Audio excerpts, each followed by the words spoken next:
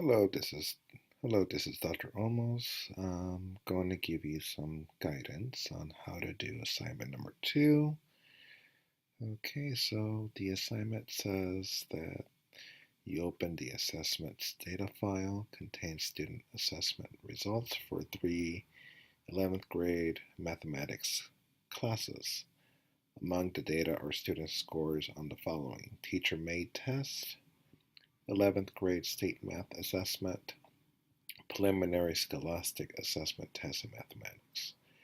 So question number 1 is asking to generate a histogram for the variables of teacher-made test, which is the LOC test, the 11th grade state math assessment, which is the STE exam or ST exam, and then the PSAT-M, preliminary scholastic assessment test in mathematics.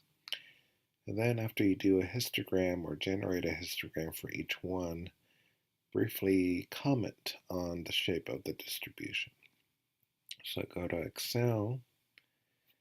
Okay, so you open the assessment Excel file.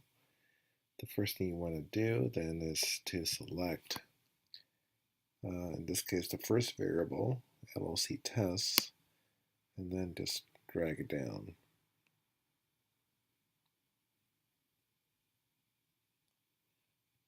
Okay, once you drag it, then you go to Insert, and then you go to click on this icon, statistical icon, and then there should be a histogram there. And then a histogram should be generated from Excel. And let's give it a title. This one's going to be teacher-made test. I can just copy and paste that. Let's say, put that in my title. You can double click it. Okay, teacher-made test.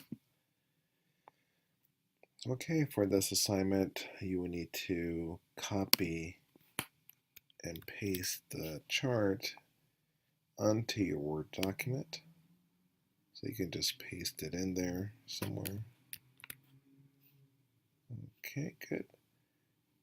And then underneath, provide a description. Just describe if this is symmetrical or if this is skewed one way or the other. Give it a good description. And then that should complete that part. And then for the other two, essentially you have to do the same thing.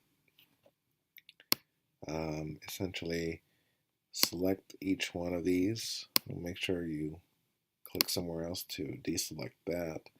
Make sure you select this, and then all the way down, and then go to Insert. Essentially do the same thing, and then do it again for this variable.